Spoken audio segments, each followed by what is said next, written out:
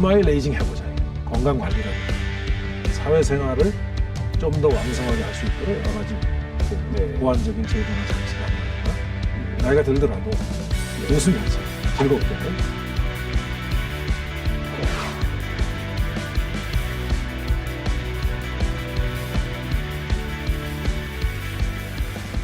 총장님 어서 오십시오. 네, 안녕하세요. 반갑습니다. 예, 반갑습니다.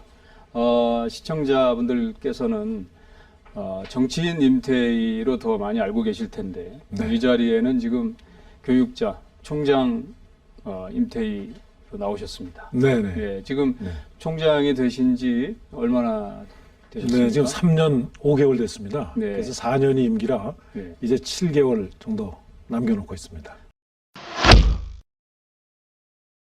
저희 한경대학교는 안성에 원래 농업학교에서 출발한 학교인데 현재 이제 4년제 일반대학으로 된 지가 약 한 10년 좀 넘어가고 있습니다. 그래서 저희 학교는 이 경기도의 유일한 4년제 국립대학으로 현재 고령화 사회에 대한 여러 가지 대응, 또 농업 분야, 또 저희가 전기, 전자, 제어 분야를 특징으로 하고 있는 이런 그 학교입니다.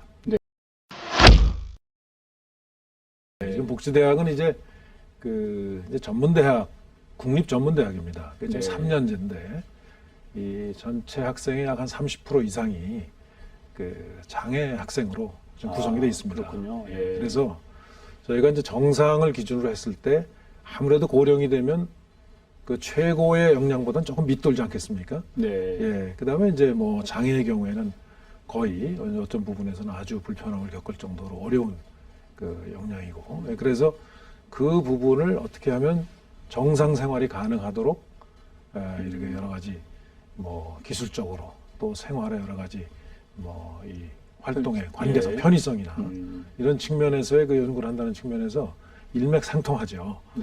그래서 저희가 이제 제의를 해서 지금 그 평택의 복지대학하고 통합을 내부 절차는 다 끝났습니다. 그래서 교육부에 지금 통합 신청을 해서 지금 절차가 진행 중에 있습니다.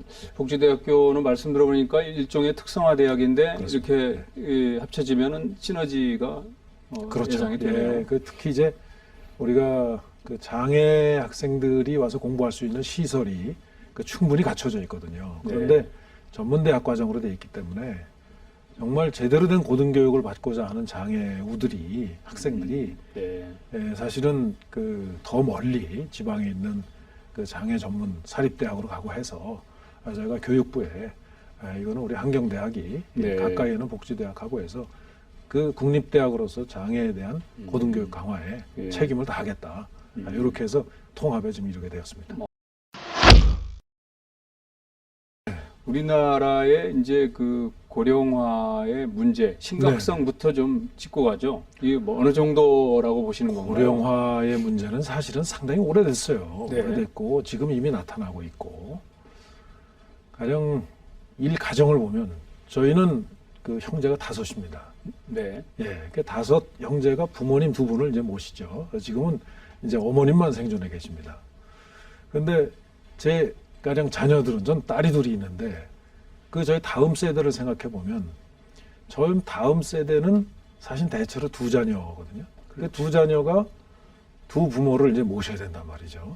그리고 대개의 경우에는 어머니 아버지뿐만이 아니라 이제 고령화가 됐기 때문에 할아버지 할머니 세대까지도 정정하게 살아 계실 거란 말이죠. 그렇죠. 그렇게 보면 부담이 커지는데 숫자로 조금 보면 우리나라가 65년도에 75년도죠. 75년도에 그 6명 정도가 경제활동인구 100명이 부양해야 할 고령인구였습니다. 1975년도에 20년 후에 95년도에는 그게 저희가 돼요. 8명 정도가 돼요. 8명 정도.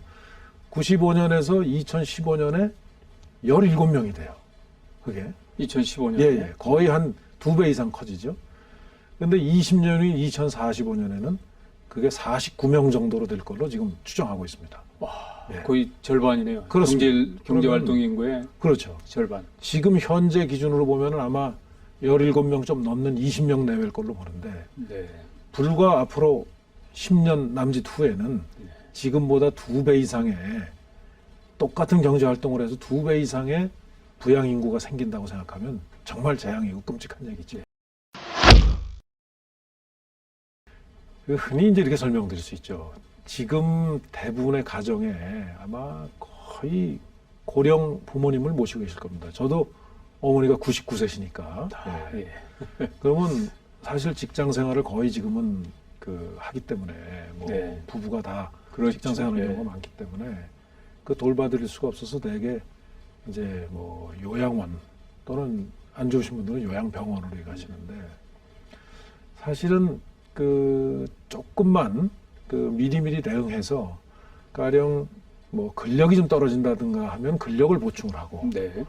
또 여러 가지 인지 능력이 좀 약간 뭐 정상보다는 아무래도 떨어져 한창 때보다는 떨어지면 인지 능력을 조금 보강을 해주든가 또 생활에 여러 가지 불편한 연세가 들어서 불편한 거라면 조금 편리한 이런 시스템이나 기술을 도입해서 좀 편리하게 해드리면 구태 요양병원이나 요양원 가지 않고 댁에서 노후 생활을 얼마든지 할 수 있다 네. 하는 이제 생각을 할 수 있습니다. 이미 외국에서는 그런 이 추세가 오래됐는데 우리의 경우는 급격히 고령화가 진행되는데 어떻게 보면 세계에서 제일 빨리 진행되는데도 그 부분에 대한 준비가 미흡하죠. 네. 그래서 국립대학인 제가 학교에 가서 여러 교수님들하고 의논하면서 이거를 지금 네. 집중하게 되었습니다.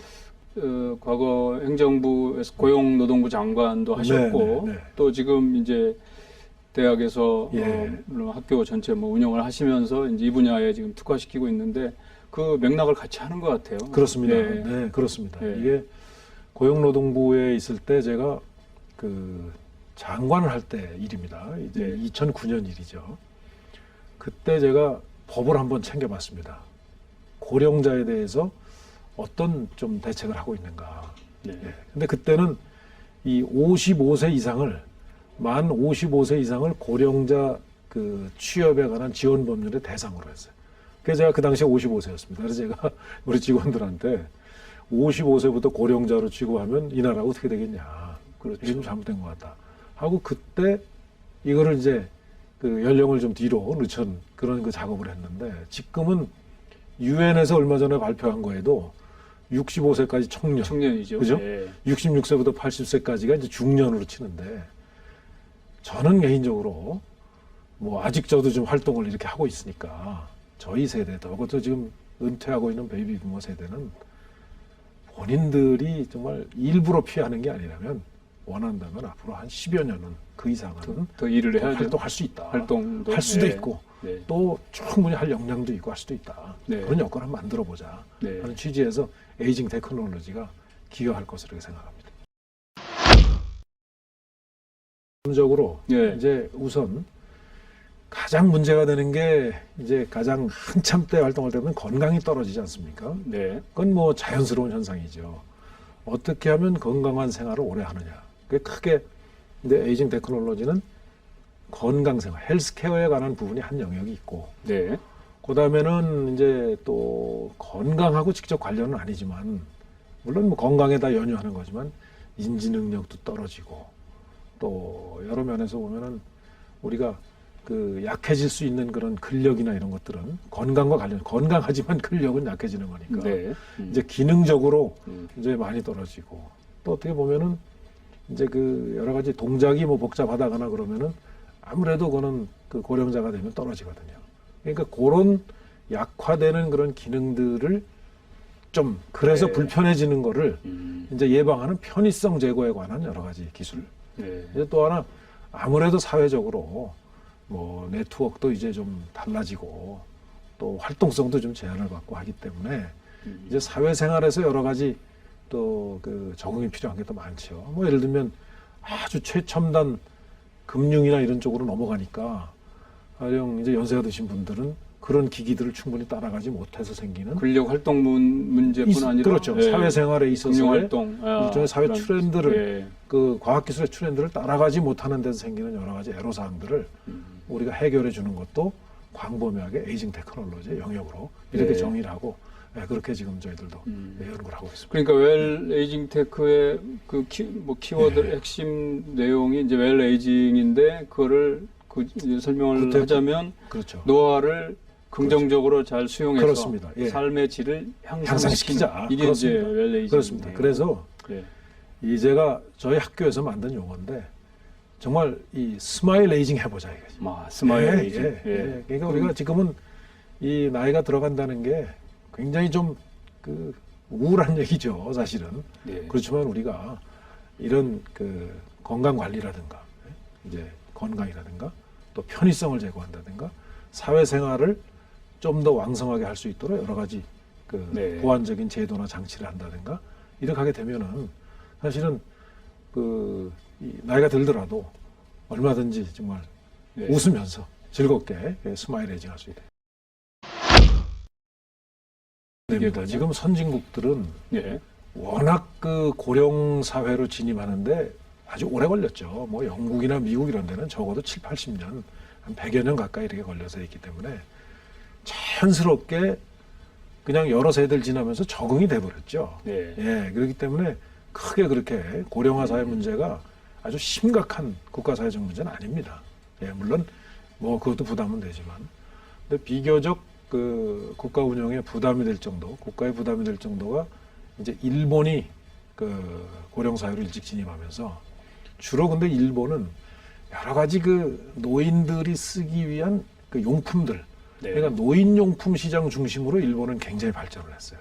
예. 그래서 아마 우리나라도 여러 가지 의료나 이런 데서 하는 노인용품들이 일본에서 많이 들어오는 걸로 알고 있습니다. 근데 우리나라는 굉장히 급격하게 지금 고령사회로 진입을 지금 앞두고 있는데도 불구하고 그건 노인용품뿐만이 아니라 선진국에서 운영하는 여러 가지 시스템은 더더욱이 지금 안 돼 있는 편이에요. 예, 그래서 우리는 지금 이제 고작 지금 되고 있는 것이 뭐 이제 사람이 하는 간병인 제도나 네. 이런 정도가 지금 뭐 돼 있다고 할까요?